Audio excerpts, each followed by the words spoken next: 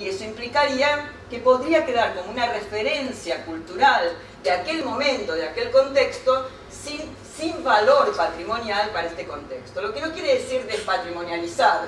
Digamos, se puede despatrimonializar, pero sería tal vez problemático. Pero sí podría, como esto es lo que se está planteando dentro del patrimonio inmaterial, de algún modo evaluar, reevaluar y decir, bueno, hoy ya no tiene, digamos, el mismo valor, pero sí ha sido referencia cultural en su momento. Por lo tanto, y esto para mí es central, necesitamos patrimonio para discutir justamente sobre nuestras identidades. Lamentablemente, el único antecedente que tenemos al día de hoy de un Ministerio de la Identidad, digo es lamentablemente porque es terrible, es el Ministerio de la Identidad y de la Inmigración que colocó Sarkozy en Francia y que la verdad como antropóloga me produce un poco de resquemor, digamos, ¿no? Por la xenofobia y por todo esto que genera ese ministerio. Pero en realidad, digamos, si lo viéramos desde otro lugar, probablemente alguna Secretaría de Cultura o los Ministerios de Cultura deberían empezar a pensar en que muchas, digamos, de las secciones, de las instituciones, de los organismos, etcétera, y sobre todo lo que tiene que ver con el patrimonio, digamos, implican un debate sobre las identidades, implican un debate sobre lo que somos y sobre lo que queremos ser, digamos.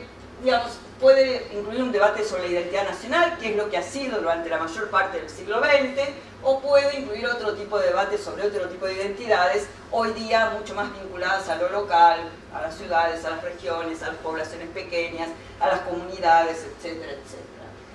Por lo tanto, en primer término yo quiero plantear que las políticas ligadas al patrimonio son políticas públicas, deben considerarse como tales, no son distintas de las políticas sociales, por ejemplo, para alguien que viene de las ciencias sociales, implica generalmente las políticas culturales quedan como del lado de la periferia, ¿no? Como que de eso, digamos, solo se ocupan algunos, muy poquitos, y los verdaderamente cientistas sociales se ocupan de las políticas sociales.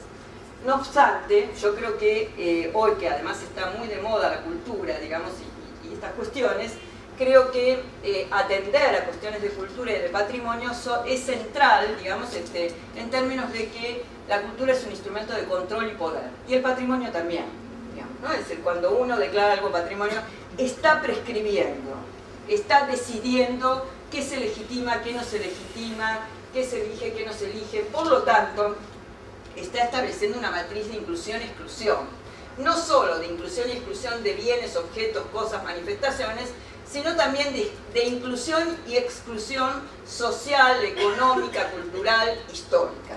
Digamos, no todo entra, digamos, y no, por lo tanto, no todos los sectores de una sociedad van a estar, digamos, representados en esa versión, digamos, activada de lo que se patrimonializó, ¿sí? Entonces, no es cosa menor, digamos, ¿no? Es decir, el año pasado yo tuve que comentar, me acuerdo, en una reunión de antropología del Mercosur, un grupo de patrimonio donde había indígenas y los indígenas del norte, ¿no? Eran gente de la quebrada, planteaban la noción de patrimonio como una noción que efectivamente digamos, sobre la cual se debía profundizar y sobre la cual ellos mismos pretendían discutir, reivindicar, defender, para, digamos, justamente reivindicar sus tierras, reivindicar, digamos, cuestiones de otro orden, que no necesariamente tienen que ver con el patrimonio, pero donde el patrimonio tiene implicancias fuertes, ¿sí?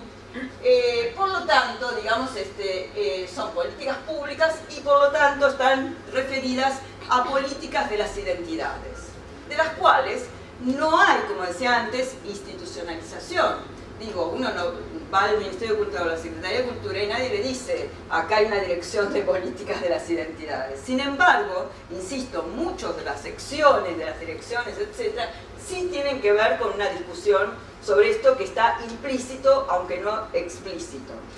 Por un lado, digamos, hay dos tendencias en esto, en principio y de forma esquemática. En realidad debería haber una tercera que fuera como la interacción compleja y conflictiva de estas dos.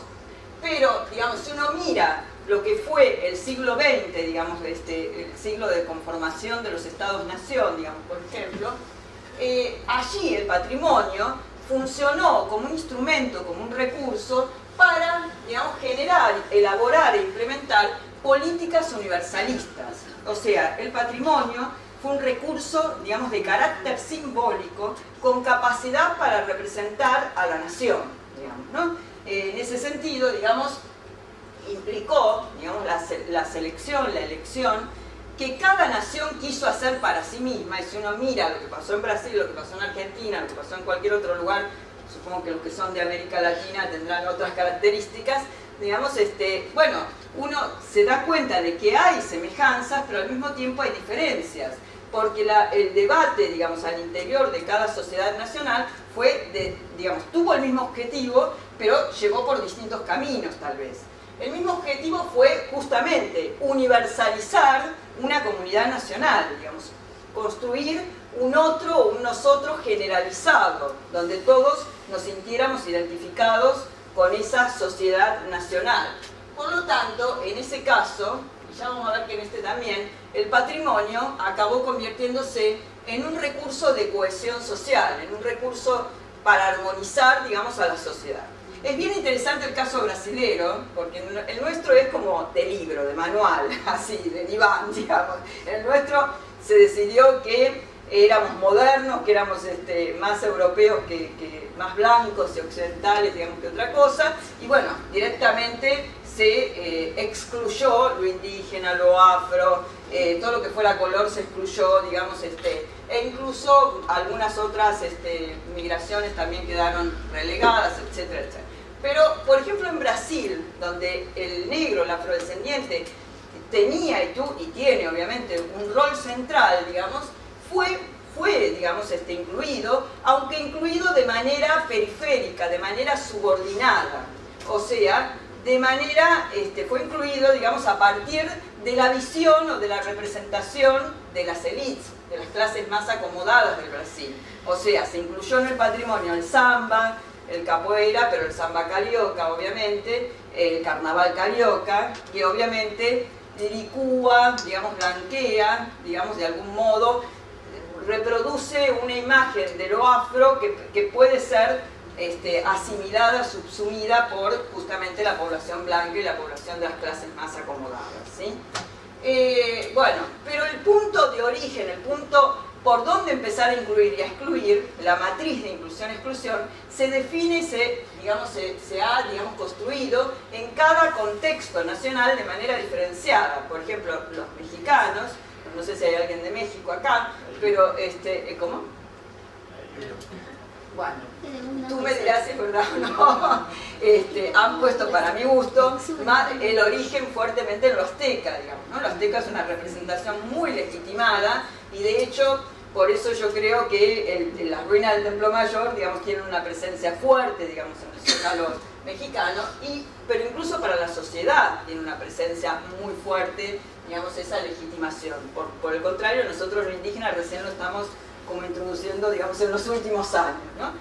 Bueno, y lo que vamos a ver hoy, justamente el patrimonio inmaterial, tiene que ver con una resignificación, una redefinición de la noción de patrimonio en función de cambios de contexto, digamos, ¿no? Es decir, de modificaciones, de transformaciones contextuales que han llevado a que la balanza se descompense del lado del universal y se compense más por el lado de los particularismos.